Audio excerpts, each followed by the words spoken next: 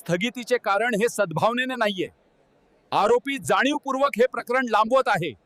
असं म्हटलं जातं की कोर्टाची पायरी कधीच चढू नये आणि असंही म्हटलं जातं नेहमी, ज्यामध्ये सत्यता सुद्धा आहे, की कोर्टामध्ये तारीख पे तारीख असते.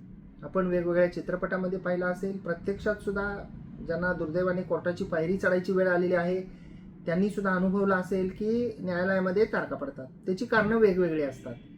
तर या फौजदारी प्रकरणं जी आहेत, तर त्या फौजदारी प्रकरणाच्या अनुषंगानं आज आपण बोलणार आहोत. तर फौजदारी प्रकरणांच्या बाबतीमध्ये जो नवीन फौजदारी कायदा आहे, भारतीय नागरिक सुरक्षा संहिता BNSS, तर या BNSSच्या कलम 346 मध्ये जे आहे ते एक विशेष अशी तरतूद आहे.